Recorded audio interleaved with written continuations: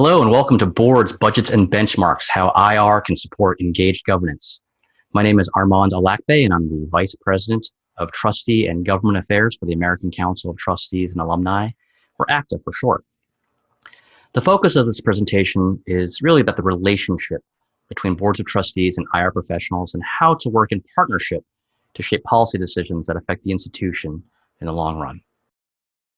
So 3 real goals for this presentation. One, understanding the relationship between trustees and data. This is about the context in which this interest by trustees in IR data really comes from. Second, to see how IR reporting decisions influence what boards see. This is particularly important with the choice of the custom comparison group for the IPEDS data feedback report. More on that later. And lastly, to identify ways to support boards in a proactive way. Again, this is about acting as effective partners with trustees. By way of introduction, ACTA is a nonprofit organization whose purpose is to provide college and university trustees with free, independent resources to help them carry out their fiduciary duties. We work with about 23,000 trustees at roughly 1,300 institutions across the country, generally 4-year public and private not-for-profit institutions. As you know, every college and every university, every board is different. Some are appointed, some boards are elected, some boards meet quarterly, others monthly.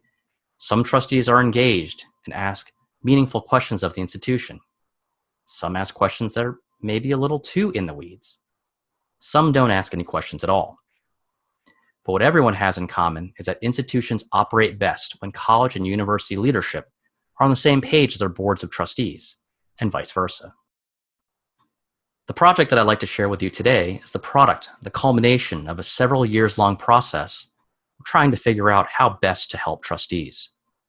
About 6 years ago, we assembled what could be considered the mother of all focus groups, at least when it comes to trusteeship. A commission of 22 national higher education leaders chaired by former Yale president and former City University of New York board chair, Benno Schmidt. This was a bipartisan group of current and former trustees, regents, and university presidents convened to answer the question, what are the essential responsibilities of a governing board in the 21st century? What does it look like to govern fully and responsibly? This group produced Governance for a New Era, a short statement, only about 16 pages, that lays out the model standards for higher education trustees. Of the 6 major recommendations from the Commission, one dealt directly with the relationship between governing boards and the information that is most readily available from institutional research offices. This may seem like a harsh charge, but it's also consistent with what we've been hearing from trustees for years. This is from a former member of the Board of Trustees of a private 4-year university of about 3,000 students. There's a lot to unpack here, but all of this is in the service of being circumspect and making informed decisions. Even though many college and university trustees also serve as directors on corporate boards, higher education governance is very different, has a steep learning curve, and has a tremendous impact on the community at large. How to better understand the data that come from IPEDS is one of, if not the most frequent topic of questions that we receive from trustees. Since 2016, ACTA has worked directly with over 90 colleges and universities on benchmarking using IPEDS data. Here we have a specific example of a governing board using IPEDS data to evaluate their campus presidents. The Nevada State System of Higher Education Board of Regents uses this 10-question test as part of the regular reporting requirements for campus presidents. Northern Illinois University uses a function of institutional support, instruction, and academic support spending as one of the metrics for evaluating their president. Here's some other common questions that we hear from trustees. How much are we spending on instruction, academic support, institutional support, etc., relative to others? This is a big deal, particularly when trustees are asked to approve major programs. How are we relative to our peers? Speaking of our peers, who are our peers, and how do we choose them? You can have a great influence on this, particularly with the choice of the custom comparison group in the IPEDS data feedback report every year. What is our graduation rate? What cohort?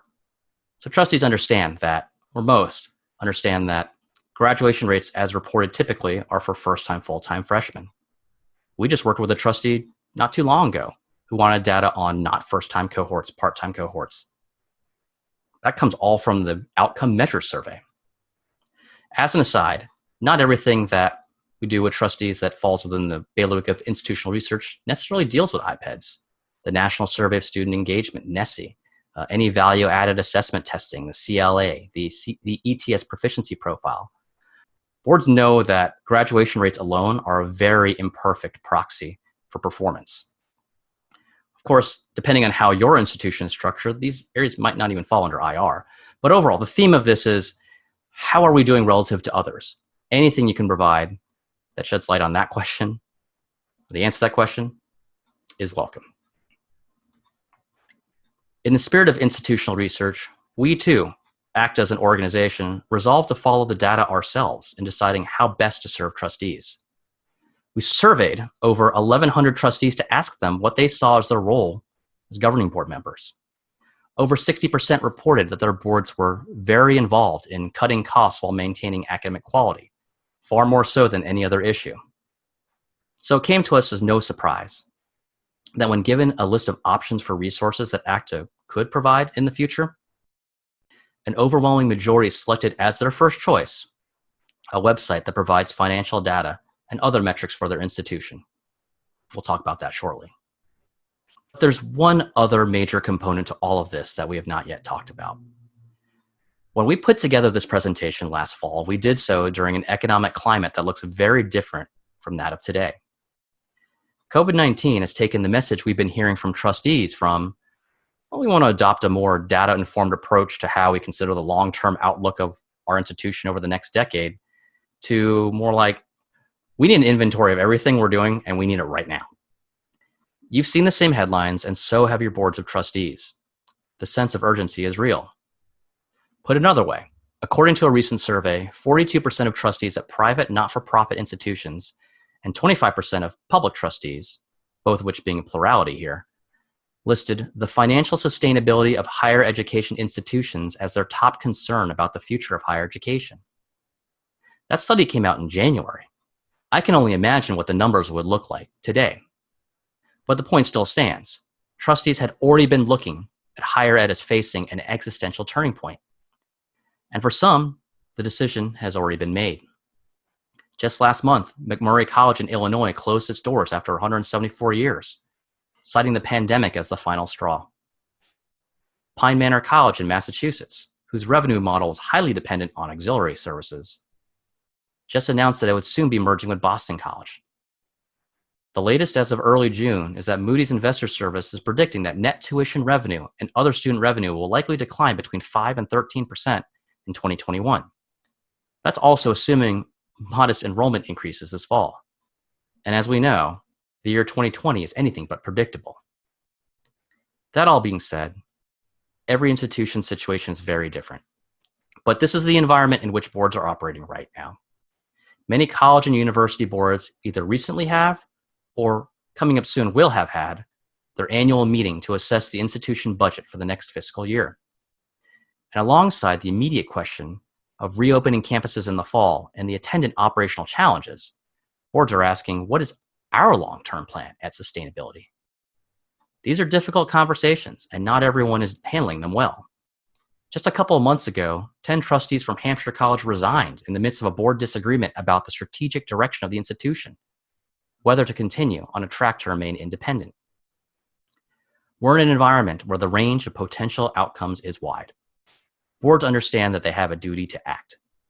As an IR professional, this is a promising opportunity to guide policy decisions for boards as the demand for data is there.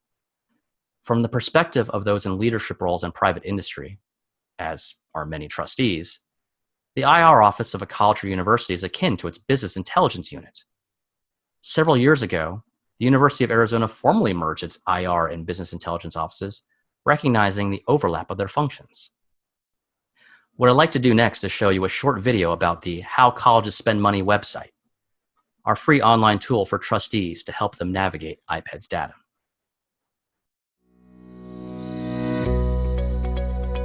How Colleges Spend Money, This site makes it possible for college trustees, policymakers, higher education decision makers, or any user to analyze higher education spending trends and compare institutions, states, or even athletic conferences. Start your search by selecting an institution. At the top of your screen, you'll see a dashboard of key indicators, including enrollment, tuition, and graduation rates. The Cost Per Student Calculator is a powerful tool that allows you to project the additional cost per student of adding administrative staff positions using institution-specific data. 6 detailed reports highlight key measures of cost-effectiveness. See administrative costs per student and how they are trending. Or take a look at instructional costs per student, the administrative to instructional cost ratio, tuition trends, or graduation rates. At any time, use these buttons to view and export your data. Or download an image of your report chart to include in a document or presentation. Compare your school to others to see how it stacks up. Or compare your institution to a group of peer institutions. Want to choose your own comparison institutions? Use the Comparison Builder to make a custom group of your own.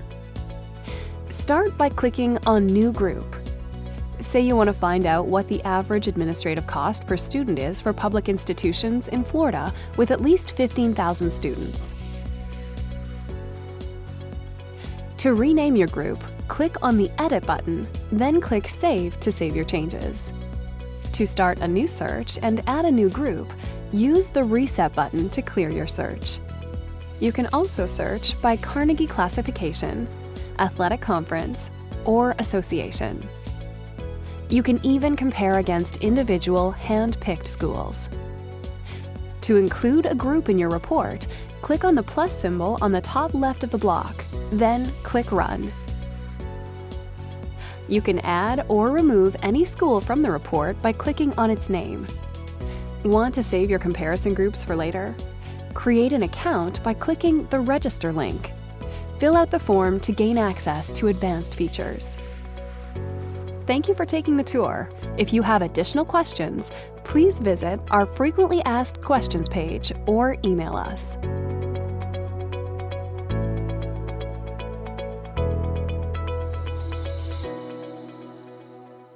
So this is howcollegesspendmoney.com. The site's actually been up since January 2019, so it's been around for a little while. The inspiration, though, for the site was an incident that happened several years beforehand, actually. I was helping to conduct a board retreat for a small private college in the Northeast, and doing a presentation on introduction to iPads, understanding the data, doing a deep dive on doing your own independent research on your institution, peers, how to identify peers, how to find data from the finance survey, et cetera. And, people taking notes, really well received. I thought, look, this is great. People want to use this. Then came the time for questions. And the very first question was actually a rhetorical one. This is all great and everything, but you don't expect us actually to use this. So what we wanted to do was create a site that trustees could go to that made this in simplest terms while still honoring the methodological soundness of the data and making sure that trustees could draw reasonable conclusions from the data to the extent they could from iPads. So here's the site. The function here is there's a function on the home page here to find a college. So let's just use, as an example, the University of Virginia. And this is the main page for one of the institutions. So you should recognize a lot of this. The top line dashboard here, enrollment, undergraduate enrollment, undergraduate students grant or scholarship aid, tuition, amount of aid, retention rate, graduation rate for just the most recent four-year cohort. So that should be familiar. Then below that, we have the cost calculator. And the cost calculator is a way for trustees to do back-of-the-envelope math. So think of it in this context. You're in a board meeting. You're being asked to approve a brand new administrative unit. It's going to have X number of new administrative positions and support positions and but somehow it's going to be self-funding or not cost anything extra to students. Well, that's all well and good, but as a trustee, you need to know just, well, what does that mean in real terms, even if it wasn't self-funded? So what this does is this takes data from the HR survey, the IPEDS HR survey, and looks at the outlays. What we do is we look at the average outlays, salary outlays for managers, business and finance, personnel, and office admin support. Looks at the outlays and also the number of positions, and lets you estimate, if you add X number here, let's say we add 5 managerial positions, how much that would cost per student. Now that's based on the tuition and enrollment as well. So we're not saying here that definitely adding 5 positions would result in a net increase of $26.98 per student. But again, just to give back of the envelope projections for, all right, this is what the scale of the project is that you're looking to have approved. So the real heart of this website is in the 6 reports below here. And so we'll start here with administrative cost per student. And this is based off of the per FTE, and then also from the finance survey, institutional support, essentially institutional support per FTE. Now you'll notice that there's kind of a jump, so to speak, here after 2016. And so what I'll stress here is that this website is entirely an iterative process. It's iterative with IPEDS. So what I mean by that is one of the changes that we made within the past couple months was to account for the fact that there was a change in the IPEDS finance survey. So prior to 2016, operation, maintenance of plant, depreciation, and interest were subcategories of all the major functional classifications. And so prior to 2016, because we understood that O&M, depreciation, and interest can be hard to allocate consistently across years, we backed those out from our calculations when saying this is administrative cost. So for all of these years prior to 2016, these reflect institutional support minus O&M, depreciation, and interest allocated to institutional support divided by FTE. So that was to make these numbers more comparable with those of other institutions. The problem is, in 2016, now that's all reported together. So that's why we see some of an increase here, and why we have this new caveat that, hey, don't try to compare pre-2016 to 2016 and afterward. This is, just in recognition that there are limitations to the conclusions that one can make. But still, it's important. It's not a reason to throw out the data altogether. Instructional cost. So similar thing here. So instead of institutional support, we actually used instruction and also academic support, a very broad definition of what instructional cost is. So here you can see the trends from year to year. Again, a little bit of an increase here, as we expect for all institutions in our database. I should point out that this site has about 1,500 institutions from public and private not-for-profit. The Carnegie classification range of institutions is from baccalaureate arts and sciences, diverse fields, all the way up to doctoral universities, highest research activity. So administrative instructional cost ratio is just taking administrative cost over instructional cost. No need to control for FTE here. So for example, for University of Virginia, you can see that in 2018, fiscal 2018, the institution spends 24 cents on administration for every dollar it spends on instruction. Inflation-adjusted tuition is just the sticker price. Tuition as a percentage of median household income is taking the sticker price, and this is another measure of affordability, and dividing it by this is where we take data from the U.S. Census Bureau, and we look at the percentage that tuition represents of state median household income for the state in which the institution is located. So for UVA, we see that tuition is equivalent of about 24.2% of state median household income for 2018. And we do this year by year. So for 2017-18, that would be for the 2017 state median household income, 16, 15, and so forth. We have graduation rates, Old Faithful. Now, you may notice that for all of these reports, there are these these little buttons here, one for adding a comparison school. And so the purpose of these is to provide context, right? So let's say we want to compare Virginia to University of North Carolina. Again, just very simple, quick calculations. There's also a feature here for adding a recommended peer group.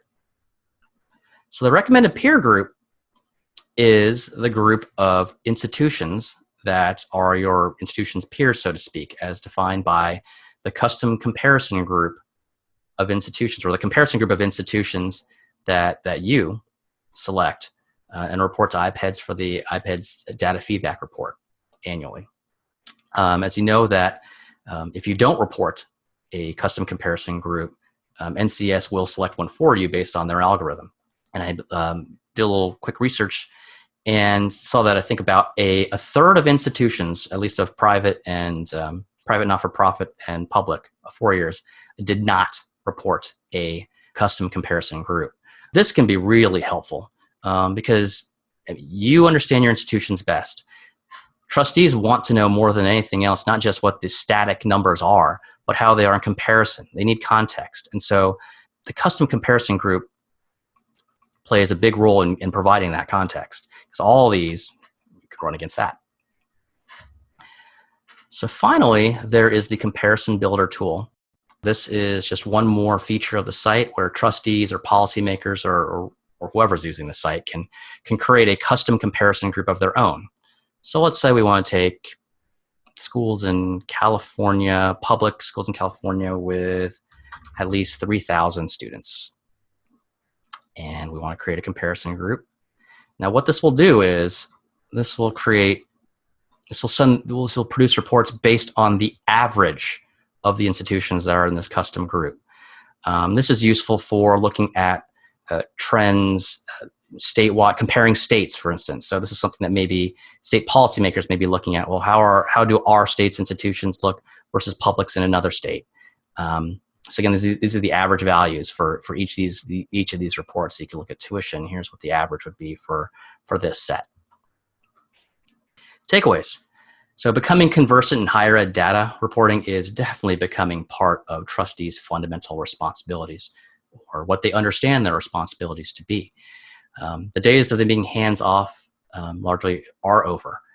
They want to get their hands dirty with the data, and institutional research officers are critical in explaining the limitations of what can be done with IPEDS data, but also how they can be used as a means of kind of ballparking. Where are we versus our peers?